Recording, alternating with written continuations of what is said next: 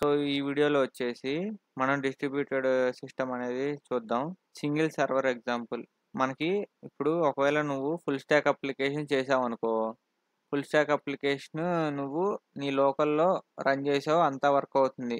అంటే full stack application అంటే React front end రాసుకున్నావు. బ్యాక్ ఎండ్‌లో వచ్చేసి జావా స్ప్రింగ్ బూట్ అనేది రన్ చేసి ఒక డేటాబేస్ మైఎస్‌క్యూఎల్ డేటాబేస్ అనేది కనెక్ట్ చేసావు. ఇట్లా ఒక ఫుల్ స్టాక్ అప్లికేషన్ నువ్వు బిల్డ్ చేసుకున్నావు.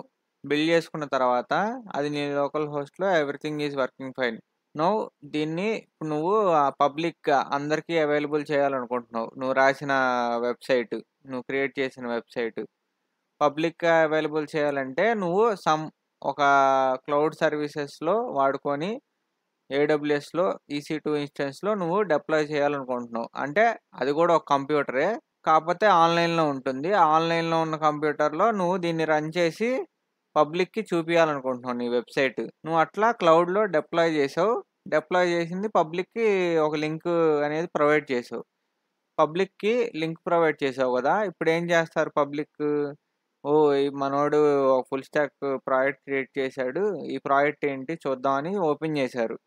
ఓపెన్ చేయంగాల్నే ఆ ప్రాజెక్ట్ నువ్వు క్రియేట్ చేసింది వాళ్ళందరికి నచ్చింది. వాళ్ళేంటి ఇంకో 10 మందికి షేర్ చేసి అలా నీ వెబ్‌సైట్ అనేది ఫేమస్ అయిపోయింది. ఇప్పుడేంటి నువ్వు క్రియేట్ చేసిన వెబ్‌సైట్ యూఆర్ఎల్ ఉంటది గదా! అది చాలా మంది వాడుతున్నారు. Suppose this application used by 1,00,000 customers. Your single server or computer cannot handle such load. అంటే ఇప్పుడు ఒక 1,00,000 కస్టమర్స్ నీకు వచ్చారనుకో నీ వెబ్‌సైట్‌కి. నీ వెబ్‌సైట్ ఇప్పుడు ఎక్కడ రన్ అవుతుంది? ఒక సింగిల్ కంప్యూటర్‌లో రన్ అవుతుంది. ఆన్‌లైన్ క్లౌడ్ కంప్యూటర్‌లో. EC2 ఇన్‌స్టెన్స్‌లో. అప్పుడేమైతది? ఆ సింగిల్ కంప్యూటరు ఈ 1,00,000 కస్టమర్స్‌ని హ్యాండిల్ చేయగలదా? Your single computer cannot handle such load. ఈ సింగిల్ కంప్యూటర్ అనేది హ్యాండిల్ చేయలేదు కదా! సపోజు 1,00,000 కస్టమర్స్ వచ్చి ఏదైనా నీ అప్లికేషన్‌లో రీడ్, రైట్ చేస్తా ఉన్నారనుకో, అలాంటప్పుడు సింగిల్ కంప్యూటర్ అనేది ఫెయిల్ అవుతుంది. లోడ్ ఎక్కువైపోయి బ్యాక్ ఎండ్ సర్వర్ మీద, డేటాబేస్ మీద. అలాంటప్పుడు if more number of people writes to your application, your DB might get overloaded. మన డీబీ అనేది 1,00,000 కస్టమర్స్ వచ్చి మన సింగిల్ కంప్యూటర్‌ని హిట్ చేశారంటే, రీడ్ రైట్ ఆపరేషన్స్ చేశారంటే, మన డీబీ అనేది ఓవర్‌లోడ్ అయిపోతుంది. ఎందుకంటే అంత ఫ్రీక్వెంట్‌గా ఒకే ఒక్క సిస్టమ్‌లో మనం చేయలేం గదా! In such scenarios we use distributed systems. అలాంటప్పుడు మనం డిస్ట్రిబ్యూటెడ్ సిస్టమ్స్ అనేది వాడతాం. ఎప్పుడైతే మనకి ఒక సింగిల్ కంప్యూటర్‌లో రన్ చేస్తున్నామో, మనం ఇలాంటి ప్రాబ్లమ్స్ అన్నీ ఫేస్ చేస్తాం గదా! ఈ ప్రాబ్లమ్స్ అన్నీ డిస్ట్రిబ్యూటెడ్ సిస్టమ్స్ ద్వారా సాల్వ్ చేసుకోవచ్చు. ఫస్ట్ మనకి మెయిన్ ప్రాబ్లమ్ ఏమొచ్చింది? లోడ్‌ని హ్యాండిల్ చేయాలి మనం. 1,00,000 కస్టమర్స్‌ని. ఒక లోడు సింగిల్ కంప్యూటర్ అనేది హ్యాండిల్ చేయాలి. సింగిల్ కంప్యూటరు హ్యాండిల్ చేయాలంటే అంత లోడ్‌ని మనకి హారిజాంటల్, వర్టికల్ స్కేలింగ్ అనే కాన్సెప్ట్స్ తెలియాలి ఫస్ట్. అప్పుడు మనకి ఆహ్, ఆ ప్రాబ్లమ్ అనేది ఎలా సాల్వ్ అవుతుందో డిస్ట్రిబ్యూటెడ్ సిస్టమ్స్‌లో తెలుసుకోవచ్చు. వర్టికల్ స్కేలింగ్ అంటే ఇంక్రీజ్ సైజ్ ఆఫ్ ఇన్‌స్టెన్స్. మనం ఎప్పుడైతే ఒక కంప్యూటర్ యొక్క సిస్టము ర్యామ్, సీపీయూ ఇంక్రీజ్ చేస్తామో దాన్ని వర్టికల్ స్కేలింగ్ అంటాం. హారిజాంటల్ స్కేలింగ్ అంటే యాడ్ మోర్ ఇన్‌స్టెన్సెస్. సేమ్ అదే కంప్యూటర్‌ని చిన్న చిన్న కంప్యూటర్‌లని నేను 10, 20 అలా క్రియేట్ చేస్తా. అప్పుడేంటి? దాన్ని హారిజాంటల్ స్కేలింగ్ అంటాం. Vertical scaling, horizontal scaling system డిజైన్‌లో వాడతారు బాగా. So, in system design scaling is crucial for managing increased loads. మన అప్లికేషన్ అనేది లోడ్ అనేది తట్టుకోవాలంటే స్కేలింగ్ అనేది చాలా ఇంపార్టెంట్ సిస్టమ్ డిజైన్‌లో. Horizontal scaling and vertical scaling are 2 different approaches to scaling a system. మనకి స్కేలింగ్ అనేది ఇంపార్టెంట్ అన్నాం గదా! లోడ్ ఎక్కువైనప్పుడు. దీంట్లో హారిజాంటల్ అండ్ వర్టికల్ స్కేలింగ్ అనేవి ఉంటాయి.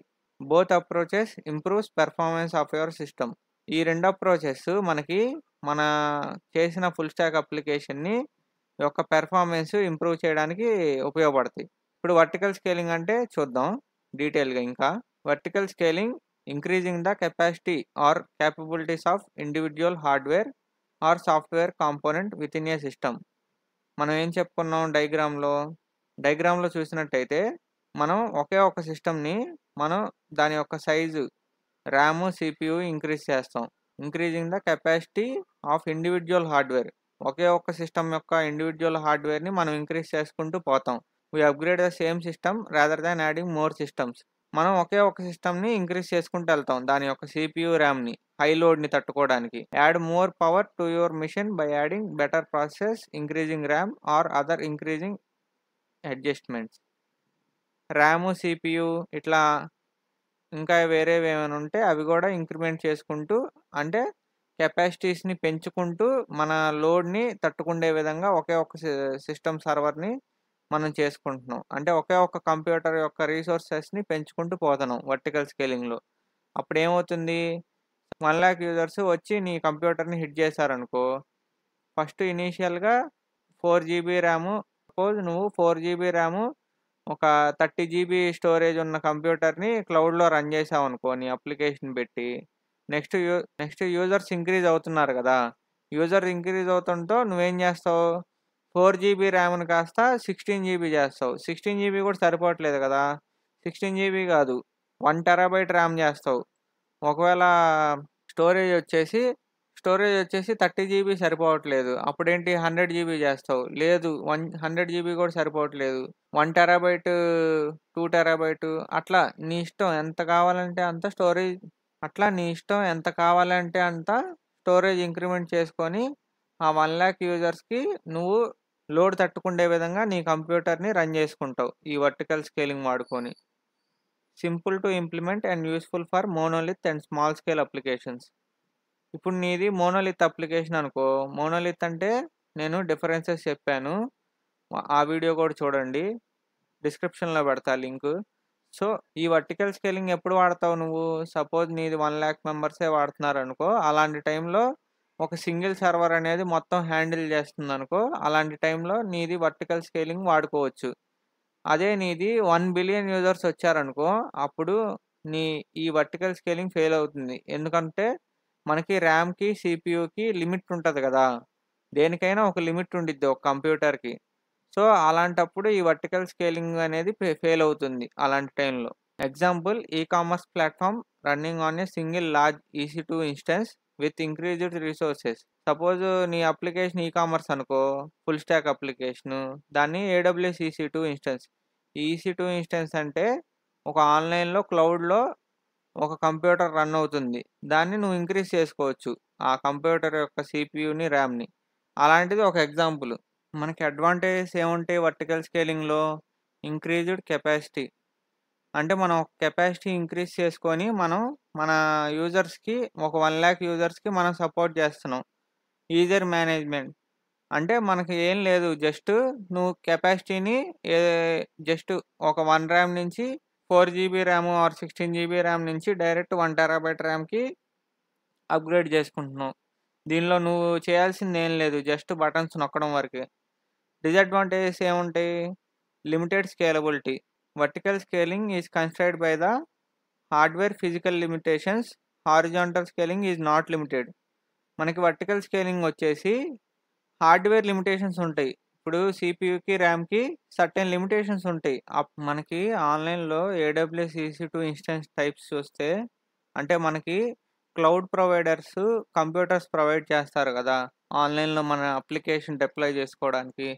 వాటికి సర్టెన్ లిమిట్స్ ఉంటాయి. వాటిల్లో ఇలాంటి AWS వాడు ప్రొవైడ్ చేస్తున్నాడు.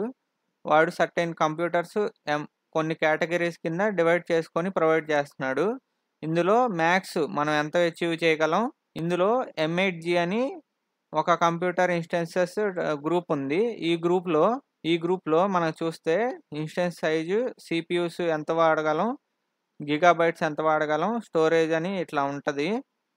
వీటిల్లో మనం ఎంత మెమరీ అచీవ్ చేయగలం మ్యాక్స్ స్క్రోల్ చేసి చూపిస్తా. మ్యాక్స్ మనం 768 ర్యామ్ అనేది 768 జీబీ ర్యామ్ అనేది క్రియేట్ చేసుకోవచ్చు. సో, దీని తర్వాత మనకి లిమిట్ అనేది అయిపోతుంది. అప్ టు ఇంతవరకు మనం వర్టికల్ స్కేలింగ్ అనేది చేసుకోవచ్చు. దీని తర్వాత కూడా ఉండొచ్చు. అది మీరు రీసెర్చ్ చేసి తెలుసుకోండి. కానీ నాకు తెలుసుకున్నంత వరకు 768 జీబీ ర్యామ్ మనం ఇంక్రీజ్ చేసుకోవచ్చు ఒక కంప్యూటర్ కెపాసిటీని. సో, అప్పుడు మనకి మన కంప్యూటర్ అనేది ఇంత జీబీ ర్యామ్ వాడుకొని ఆ 1,00,000 యూజర్స్‌కి సపోర్ట్ చేస్తుంది. ఇప్పుడు ఆ 1,00,000 యూజర్స్ కాస్త 1,00,00,000 అయ్యారనుకో అప్పుడు ఈ కంప్యూటర్ కూడా ఫెయిల్ అవుతుంది. మనం డిప్లాయ్ చేసిన కంప్యూటర్ కూడా ఎంత స్కేల్ చేసినా ఫెయిల్ అయిపోతుంది. One server still receives all incoming request, thus increasing the possibility of downtime in the event of server failure. మనకి ఒకే ఒక్క సర్వర్ అన్ని రిక్వెస్ట్ని రెస్పాన్సెస్ని హ్యాండిల్ చేస్తుంది కదా వర్టికల్ స్కేలింగ్. సో అప్పుడు ఒకవేళ ఆ సర్వర్ అనేది డౌన్ అయిపోయింది అనుకో, నీ 1,00,000 యూజర్స్ గోవిందా, వాళ్ళందరూ ఇంకా అడుగుతారు ఏంటి వెబ్సైట్ డౌన్ అయిపోయిందని. అప్పుడేంటి ఇంక నీ వెబ్సైట్ ఎవడు వాడాలని చూడరు. సో అది చాలా రిస్క్ వర్టికల్ స్కేలింగ్ చేయడం. సో అది ఒక disadvantage. Scaling up often request restarting or replacing the machine causing down time.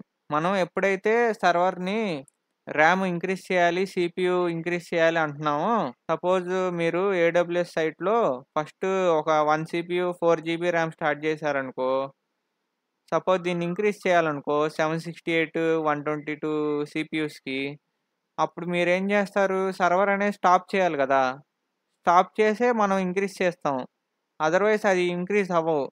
అలాంటి టైంలో మనం డౌన్ టైం అనేది సర్వర్స్ ఫెయిల్ అవుతాయి. డౌన్ టైం అయితే ఏమవుతుంది, ఇప్పుడు సడన్గా ఎవడైనా నీ ఈకామర్స్లో ఆర్డర్ పెడుతున్నాడు, ఆ డబ్బులు కట్ అయిపోయినాయి. డబ్బులు కట్ అయిపోయిన తర్వాత సర్వర్ అనేది నువ్వు అప్గ్రేడ్ చేస్తున్నావు.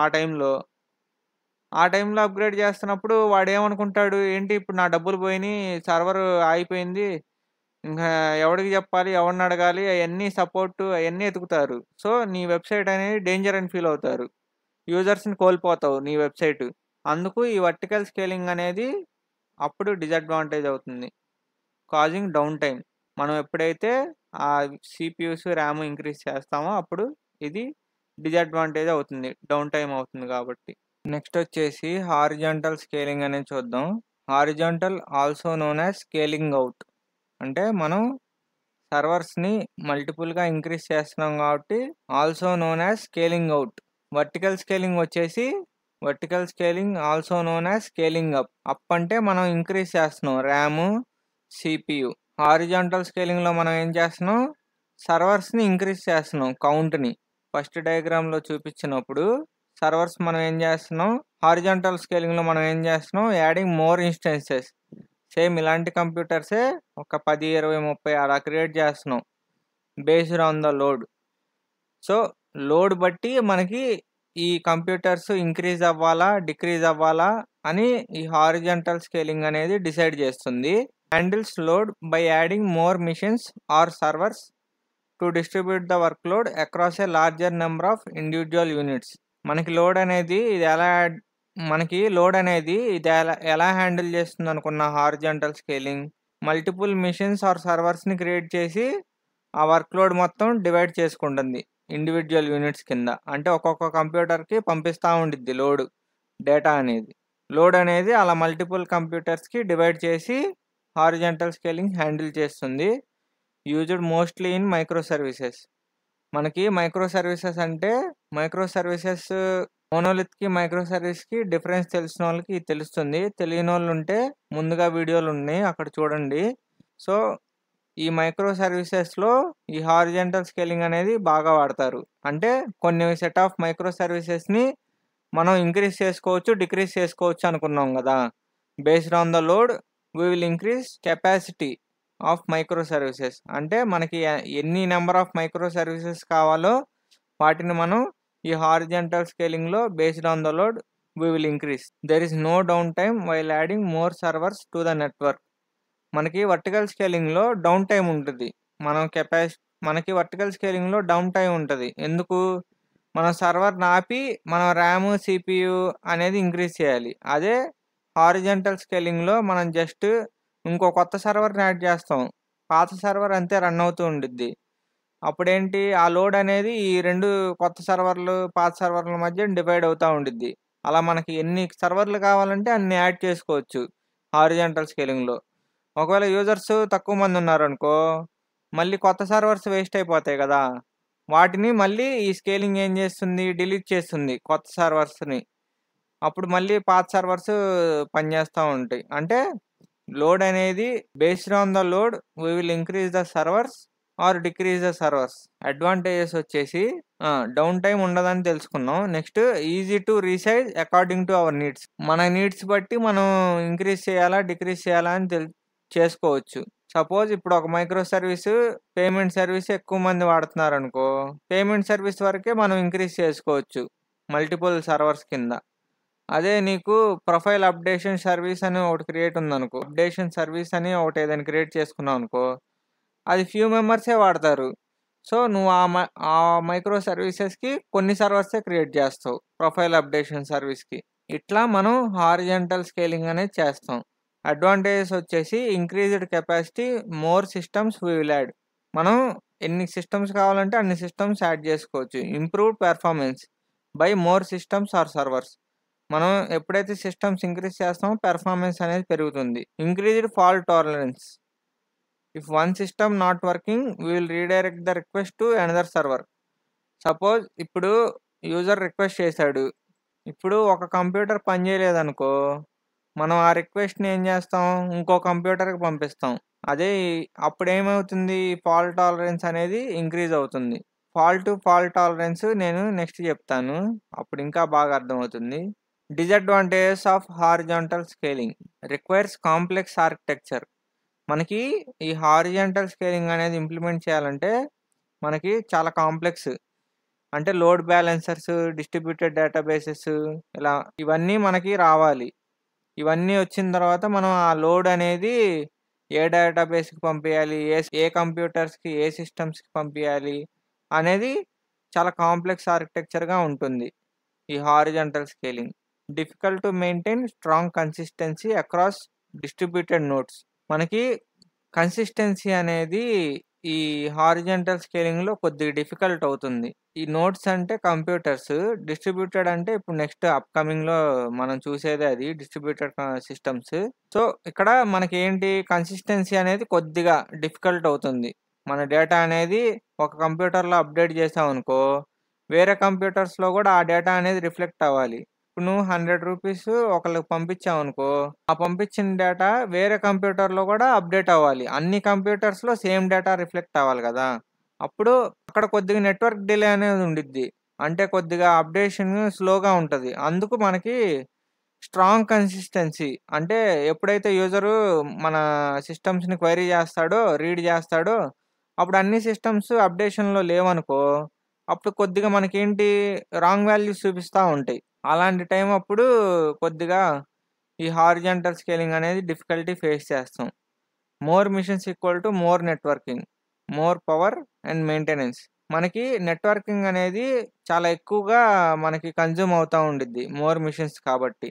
పవర్ ఆబ్వియస్గా ఎక్కువ ఉండిద్ది, మెయింటెనెన్స్ కొద్ది కష్టం అవుతుంది. Need orchestration tools, Kubernetes, Ansible to manage many servers. మనకి ఇట్లా మల్టిపుల్ కంప్యూటర్స్ ఉన్నాయి కదా, వీటిని మైక్రో సర్వీసెస్ ప్రాజెక్ట్స్గా యూజ్ చేసుకుంటారన్నాం కదా. వాటికి క్యూబర్నెట్స్ అని ఒక డెవాప్స్ కాన్సెప్ట్లో మైక్రో సర్వీసెస్ ఒక డాకర్ ఇన్స్టెన్స్గా రన్ అవుతూ ఉండిద్ది కదా.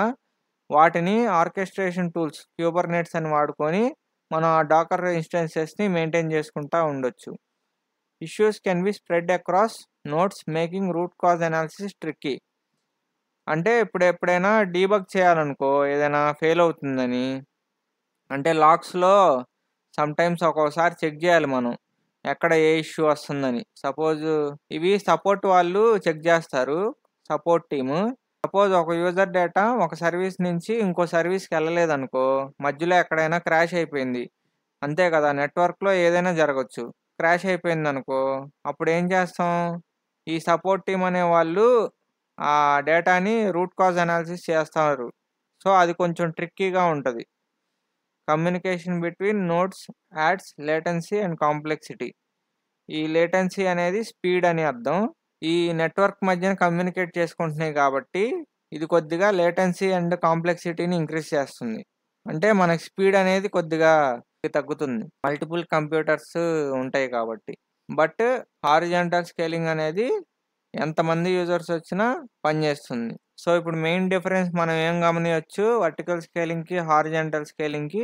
మనం సిపియు అనేది ఇంక్రీజ్ చేస్తే, సిపియు ర్యామ్ ఏదైనా కానీ కంప్యూటర్ కాంపోనెంట్స్లో ఏది ఇంక్రీజ్ చేసినా అది వర్టికల్ స్కేలింగ్ అంటాం. అదే హారిజాంటల్ స్కేలింగ్ వచ్చేసి సేమ్ చిన్న చిన్న కంప్యూటర్స్‌ని ఇలా మల్టిపుల్ కంప్యూటర్స్ క్రియేట్ చేసామనుకో, based on the load we will increase or decrease అనే టైంలో మనం హారిజాంటల్ స్కేలింగ్ అనేది వాడతాం. సో, సిట్యుయేషన్స్ బట్టి మనం ఒక స్కేలింగ్ అనేది డిసైడ్ చేసుకోవాలి. మన ప్రాజెక్ట్ బట్టి మనం డిజైన్ చేసేటప్పుడు. వర్టికల్ స్కేలింగ్ అనేది మాక్సిమం మోనోలిత్ ప్రాజెక్ట్స్‌లో వాడతారు. హారిజాంటల్ స్కేలింగ్ అనేది మైక్రో సర్వీసెస్‌లో వాడతారు. ఇక్కడ also known as scaling out అంటే మనం ఇంక్రీజ్ చేస్తున్నాం కాబట్టి అది సర్వర్స్ ఇంక్రీజ్ చేస్తున్నాం కాబట్టి స్కేలింగ్ అవుట్. వర్టికల్ స్కేలింగ్‌లో వర్టికల్ స్కేలింగ్‌లో దాని యొక్క సర్వర్ కాంపోనెంట్స్‌ని ఇంక్రీజ్ చేస్తున్నాం కాబట్టి అది స్కేలింగ్ అప్. ఇప్పుడు మనకి వీటి మధ్యన డిఫరెన్స్ అర్థమైంది కదా! కానీ రియల్ వరల్డ్‌లో కంపెనీస్ ఎలా వాడతాయంటే వాళ్ళ ఒక సింగిల్ కంప్యూటర్‌ని మాక్సిమం ఎంత అయితే స్కేల్ చేయాలో అంత అప్ చేస్తారు. తర్వాత ఆ స్కేల్ చేసిన అప్ కంప్యూటర్స్‌ని స్కేల్ ఔట్ చేస్తారు. అంటే ఈ యొక్క సింగిల్ కంప్యూటర్‌ని మాక్సిమం ఎంత కెపాసిటీకి కావాలంటే అంత కెపాసిటీకి పంపించుకొని, తర్వాత దాన్ని మల్టిపుల్ కంప్యూటర్స్ కింద కన్వర్ట్ చేస్తారు. So, based on the needs కంప్యూటర్స్‌ని మనం ఇలా వాడుకోవచ్చు. కంపెనీస్ ఇలా హైబ్రిడ్‌గా కూడా వాడుకుంటాయి. ఇప్పుడు నీ అప్లికేషన్ అనేది 1,00,000 మెంబర్స్‌కి వర్టికల్ స్కేలింగ్ ద్వారా మనం సపోర్ట్ చేయొచ్చు.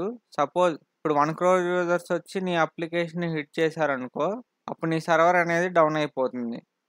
సో, దీన్ని టాకిల్ చేయడానికి మనం మన మోనోలిత్ ప్రాజెక్ట్‌ని నువ్వు మైక్రో సర్వీస్ కింద కన్వర్ట్ చేసుకోవాలి. మోనోలిత్ ప్రాజెక్ట్ నుంచి మైక్రో సర్వీస్‌కి ఎలా మైగ్రేట్ చేస్తాం మనం? Strangler fig, branch by abstraction patterns ఇలా కొన్ని ప్యాటర్న్స్ ఉంటాయని చెప్పుకున్నాం గదా! మీరు మైక్రో సర్వీసెస్ వీడియో చూడనోళ్ళుంటే చూడండి. అక్కడ నేను మైగ్రేషన్స్ ఎలా చేస్తారో చెప్పా. Using strangler fig, branch by abstraction. మనం మన మోనోలిత్ ప్రాజెక్ట్‌ని మైగ్రేట్ చేసి మైక్రో సర్వీస్‌లోకి మార్చామనుకో, అప్పుడు మనం మల్టిపుల్ బ్యాక్ ఎండ్ సర్వర్స్ అనేది క్రియేట్ చేయాలి కదా! సో, అప్పుడు మన multiple back end servers create చేసుకొని మన లోడ్ అనేది హారిజాంటల్ స్కేలింగ్ చేస్తాం. ఇప్పుడు మన అప్లికేషన్ మైక్రో సర్వీస్ ప్రాజెక్ట్‌లో ఉందనుకోని, మనం ఫుల్ స్టాక్ బిల్డ్ చేసాం గదా! సపోజ్ నీ అప్లికేషన్ ఫుల్ స్టాక్ బిల్డ్ చేసిన అప్లికేషన్ మైక్రో సర్వీస్ కిందకి కన్వర్ట్ చేసుకొని మైగ్రేట్ చేసుకున్నావు. నెక్స్ట్ ఇప్పుడు ఆ బ్యాక్ ఎండ్ సర్వర్స్ అనేది రన్ చేయాలి గదా! ఇప్పుడు సింగిల్ బ్యాక్ ఎండ్ సర్వర్ కాదు. Multiple back end servers create చేస్తావు యూజింగ్ హారిజాంటల్ స్కేలింగ్. అంటే మల్టిపుల్ మైక్రో సర్వీసెస్ అనేవి స్కేల్ అవుట్ అవుతా ఉంటాయి. Multiple back end servers using micro services. So, మనం ఏమనుకున్నాం, ఒక్కొక్క మైక్రో సర్వీస్‌కి ఒక్కొక్క డేటాబేస్ ఉండిద్దనుకున్నాం. అలాగే ఇలా నేను ఓవరాల్‌గా బ్యాక్ ఎండ్ సర్వర్స్ అని పెట్టాను. కానీ ఇందులో కూడా మైక్రో సర్వీసెస్ ప్రాజెక్ట్స్ రన్ అవుతా ఉంటాయి. ఇట్లా multiple back end servers create చేసుకొని, హారిజాంటల్ స్కేలింగ్ చేసుకొని, మన అప్లికేషన్‌ని ఇట్లా మల్టిపుల్ యూజర్స్‌కి సపోర్ట్ చేసేలాగా లోడ్ రాసుకున్నాం గదా! ఇప్పుడు ఎవ్రీథింగ్ ఈజ్ వర్కింగ్ ఫైన్. కానీ ఇలా మల్టిపుల్ సర్వీసెస్ మనం క్రియేట్ చేసుకున్నాం గదా! ఇట్లా ఒక్కొక్క సర్వీస్‌ని క్లయింట్ గాడు గుర్తుపెట్టుకోలేడు గదా! దానికి మనం ఒక లోడ్ బ్యాలెన్సర్ అనేది ఇంట్రడ్యూస్ చేస్తున్నాం. ఈ లోడ్ బ్యాలెన్సర్ ఏం చేస్తుంది? క్లయింట్‌కి ఇప్పుడు ఒక రిక్వెస్ట్ పంపియంగాల్నే ఏ సర్వర్‌కి నేను పంపియాలి అనేది ఈ లోడ్ బ్యాలెన్సర్ డిసైడ్ చేస్తుంది. ఈ లోడ్ బ్యాలెన్సర్ అంటే ఇప్పుడు ఈ బ్యాక్ ఎండ్ సర్వర్ ఖాళీగా ఉందనుకో, క్లయింట్ రిక్వెస్ట్ చేసిన రిక్వెస్ట్‌ని ఈ బ్యాక్ ఎండ్ సర్వర్స్ ఖాళీగా ఉన్నాయి కాబట్టి ఈ లోడ్ బ్యాలెన్సర్ దీనికి పంపించిద్ది. అదే ఇది ఖాళీగా ఉంటే ఈ లోడ్ బ్యాలెన్సర్ దీనికి పంపించిద్ది. అట్లా మన లోడ్ బ్యాలెన్సర్ అనేది మనకి ఏ సర్వర్‌కి పంపియాలి డేటా అనేది బేస్డ్ ఆన్ సమ్ అల్గారిథమ్స్ ఇది డిసైడ్ చేసుకొని చెప్తుంది. అప్పుడు మనకి ఆ రిక్వెస్ట్ అనేది అక్కడ ప్రాసెస్ చేసుకొని, ఆ డీబీలో పెట్టుకున్న తర్వాత రెప్లికేట్ చేసుకొని వేరే డీబీల్లోకి మనకి డేటా అనేది వస్తుంది. ఆ వచ్చిన డేటాని ఇక్కడి నుంచి మళ్ళీ మనం క్లయింట్‌కి చూపిస్తాం. Now to handle that 1,00,000 users we have multiple back end servers. మనకిలా మల్టిపుల్ బ్యాక్ ఎండ్ సర్వర్స్ అనేది క్రియేట్ చేసుకున్నాం. And also for each back end server we have separate DB. ఒక్కొక్క బ్యాక్ ఎండ్ సర్వర్‌కి ఒక్కొక్క డీబీ అనుకున్నాం గదా! మైక్రో సర్వీసెస్‌లో. This way the load on database gets reduced and also server feels less load because of more servers serving the load. Single సర్వర్‌లో డేటాబేస్‌కి load ఎక్కువైపోతా ఉండిద్ది. అదే ఇందులో అయితే లోడ్ అనేది మల్టిపుల్ డేటాబేస్ కింద డివైడ్ చేసుకున్నాం కాబట్టి మనకి లోడ్ అనేది ఈజీగా ఈ డేటాబేసెస్ లెస్‌గా ఫీల్ అవుతాయి. Load balancers for now think as it's a single man who divides the load to specific server based on some load balancing algorithms. Will discuss load balancer in upcoming.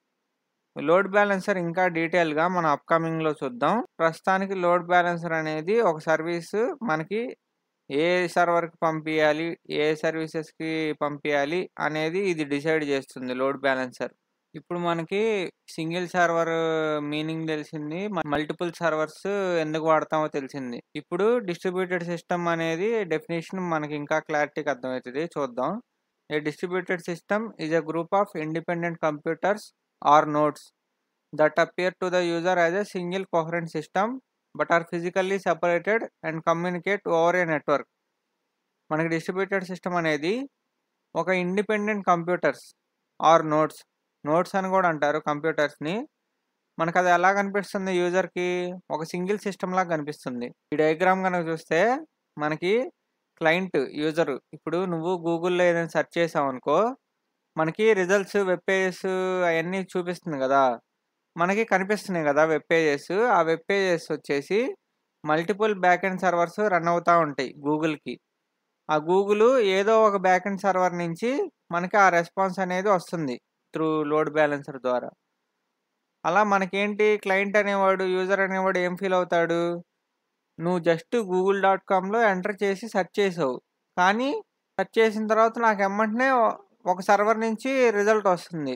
యూజర్కి ఇది ఎలా కనిపిస్తుంది? ఒకే ఒక్క server నాకు response ఇస్తుందని అన్నట్టు ఉంటుంది. అందుకు that appear to the user as a single coherent system అని అంటాం. But are physically separated. మనకి బ్యాక్ ఎండ్ సర్వర్స్ అనేవి ఫిజికల్లీ సెపరేటెడ్గా ఉంటాయి. మనకి బ్యాక్ ఎండ్ సర్వర్స్ అనేవి ఫిజికల్లీ సెపరేటెడ్ మిషన్స్. సపోజ్ ఈ బ్యాక్ ఎండ్ సర్వర్ యుఎస్ఏలో ఉందనుకో, ఈ డేటాబేస్ అనేది ఇండియాలో ఉందనుకో, మనకి ఈచ్ బ్యాక్ ఎండ్ సర్వర్ ఒక్కొక్క కంట్రీలో ఉంటుంది. సపోజ్ ఈ బ్యాక్ ఎండ్ సర్వర్ యుఎస్ఏలో ఉందనుకో, ఈ బ్యాక్ ఎండ్ సర్వర్ వచ్చేసి ఇండియాలో ఉందనుకో, ఈ బ్యాక్ ఎండ్ సర్వర్ వచ్చేసి ఇంకో కంట్రీలో పెట్టుకోవచ్చు. సో ఇలా ఎందుకు పెట్టాల్సి వస్తుంది బ్యాక్ ఎండ్ సర్వర్స్ ఒక్కొక్క కంట్రీలో? సపోజ్ నీ యూజర్స్ అనేవాళ్ళు కొంతమంది యూజర్స్ యుఎస్ఏలో ఉన్నారు, నీకు కొంతమంది యూజర్స్ ఇండియాలో ఉన్నారు, ఇంకొంతమంది వేరే కంట్రీల్లో ఉన్నారు. అప్పుడు ఒక్కొక్క కంట్రీకి ఒక్కొక్క డేటా ప్రొవైడ్ చేయాలి కదా. అందుకు మనం ఈ బ్యాక్ ఎండ్ సర్వర్స్ అనేది ఒక్కొక్క కంట్రీలో రన్ చేసుకోవచ్చు. అంటే మన physical machines distributed over network. అంటే మన బ్యాక్ ఎండ్ సర్వర్స్ అనేవి నెట్వర్క్ ద్వారా కమ్యూనికేట్ చేసుకుంటున్నాం. అంటే ఈ యొక్క ఫిజికల్ సర్వర్స్ వేరే వేరే చోట నుంచి మనం యూజింగ్ నెట్వర్క్ కమ్యూనికేట్ చేసుకుంటున్నాం. ఈ డేటాబేస్ కూడా వేరే లొకేషన్స్లో ఉండొచ్చు. ఇప్పుడు ఈ ఈ ఈ సేమ్ యూఎస్ఏలోనే ఉండవసరం లేదు. సపోజ్ ఒక back end servers first back end server యూఎస్ఏలో ఉందనుకో, ఈ డేటాబేస్ అనేది ఇండియాలో కూడా పెట్టుకోవచ్చు. మన రిక్వైర్మెంట్, మన ఇష్టం, మన నెట్వర్క్, మన డిస్ట్రిబ్యూటెడ్ సిస్టమ్ని మన ఇష్టం వచ్చినట్టు నెట్వర్క్ ద్వారా మనం డిస్ట్రిబ్యూట్ చేసుకుంటూ ఉండొచ్చు. ఇక్కడ కనుక మీరు లైన్స్ చూసినట్టయితే ఈ లైన్స్ వచ్చేసి నెట్వర్క్ అని అర్థం. ఇక్కడ ఈ లైన్స్ అన్నీ నెట్వర్క్ కాల్స్ అని అర్థం. సో ఫైనల్గా మనకేమని అర్థమవుతుంది? ఒక physically separated individual computers network ద్వారా కమ్యూనికేట్ చేసుకుంటున్నాయి. అప్పుడు దాన్ని డిస్ట్రిబ్యూటెడ్ సిస్టమ్ అని అంటాం. ఇప్పుడు బెనిఫిట్స్ ఆఫ్ డిస్ట్రిబ్యూటెడ్ సిస్టమ్ ఏంటో మీకు అర్థమవుతుంది. Better availability, store more data, serve more users, user feels that it's a single system. Better availability ఎందుకు అవుతుంది? మనకి ఒక సర్వర్ ఫెయిల్ అయిపోయినా ఇంకో సర్వర్స్ అనేవి బ్యాకప్గా ఉంటాయి. ఇప్పుడు యుఎస్ఏలో ఏదో డిజాస్టర్స్ ఏవో జరిగినాయి, అక్కడ భూకంపం వచ్చి బ్యాక్ ఎండ్ సర్వర్స్ అన్నీ అయిపోయినాయి, కానీ India back end servers run అవుతున్నాయి. అప్పుడేంటి, మనం అక్కడ ఫెయిల్ అయిన రిక్వెస్ట్ని మళ్ళీ ఇక్కడ పంపించుకోవచ్చు. అందుకు better availability. Store more data. More data ఎందుకు స్టోర్ చేయగలం? మనం మల్టిపుల్ డేటాబేసెస్ వాడుతున్నాం, డిస్ట్రిబ్యూటెడ్ డేటాబేసెస్. మనం డిస్ట్రిబ్యూటెడ్ డేటాబేసెస్ వాడుతున్నాం కాబట్టి మన డేటా అనేది చాలా ఎక్కువగా స్టోర్ చేసుకోవచ్చు. అంతే కదా, ఇక్కడ మనం చాలా డేటాబేసెస్ వాడుతున్నాం కాబట్టి, మనం మల్టిపుల్ డేటాబేసెస్ వాడుతున్నాం కాబట్టి మనం మోర్ డేటా అనేది స్టోర్ చేసుకోవచ్చు. Serve more users. మనం ఈ డిస్ట్రిబ్యూటెడ్ సిస్టమ్ వాడామంటే మనం చాలా యూజర్స్‌కి సర్వ్ చేయొచ్చు మన అప్లికేషన్. అంటే ఎంతమంది యూజర్స్ వచ్చినా మన అప్లికేషన్ అనేది నిలబడుతుంది. User feels that it's a single system. User ఎలా ఫీల్ అవుతాడు? ఏదో నేను ఒక రిక్వెస్ట్ పంపిస్తున్నాను. అది సింగిల్ సర్వర్ నుంచి వస్తుందన్నట్టు ఫీల్ అవుతాడు. కానీ యాక్చువల్‌గా బ్యాక్ ఎండ్‌లో చాలా సర్వర్స్ రన్ అవుతాయి. అందులో ఏదో ఒక సర్వర్ వాడికిస్తుంది response. DB data in distributed system gets replicated for reducing fault tolerance. మన డేటా అనేది రెప్లికేషన్స్ అవుతా ఉంటుంది. అంటే సపోజ్ డీబీ1, డీబీ2, డీబీ3 ఇలా ఉన్నాయనుకో, క్లయింట్ గాడు వాడి డేటా డీబీ1లో అప్డేట్ చేశాడు. డీబీ1లో అప్డేట్ చేస్తే మనం కొన్ని వేరే డేటాబేస్‌ల్లో కూడా రెప్లికేట్ చేయాలి. అంటే అన్ని డేటాబేస్‌ల్లో సేమ్ వాల్యూస్ ఉండాలి కదా! ఇప్పుడు ప్రతి ఒక్క డేటాబేస్‌లో వీడి డేటా అనేది సేమ్ వాల్యూస్‌గా ఉండాలి. అంటే ఇప్పుడు మనం డేటాబేస్‌ల్లో కూడా కొన్ని రీడ్ రైట్ డేటాబేస్‌గా ఎనేబుల్ చేస్తాం. కొన్ని ఓన్లీ రీడ్‌గా ఎనేబుల్ చేస్తాం డేటాబేస్‌లో కూడా. అంటే సెపరేట్ డేటాబేసెస్ క్రియేట్ చేస్తాం అనుకోండి అట్లా. ఇప్పుడు రీడ్ రైట్ డేటాబేస్‌లో వీడు అప్డేట్ చేశాడు క్లయింట్ గాడు. రీడ్ రైట్ డేటాబేస్‌లో అప్డేట్ చేస్తే ఆ అప్డేట్ చేసిన డీటెయిల్స్ ఓన్లీ రీడ్ డేటాబేసెస్ ఉంటాయి కదా!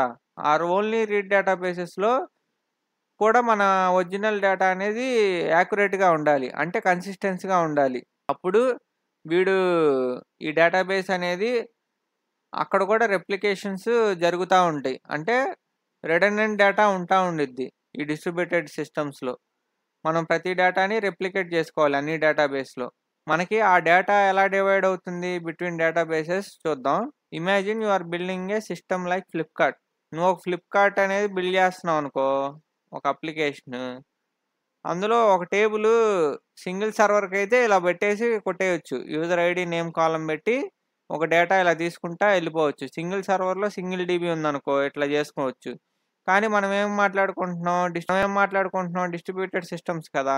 అందులో డిస్ట్రిబ్యూటెడ్ డేటాబేసెస్ ఉంటాయి కదా! మనం ఆ డిస్ట్రిబ్యూటెడ్ డేటాబేసెస్‌లో ఒక్కొక్క డేటాబేస్‌కి ఒక్కొక్క రేంజ్ ఇస్తాం. 0 నుంచి 1,00,000 వరకు ఐడీ స్టోర్ చేసుకుంటా ఒక డేటాబేస్‌లో.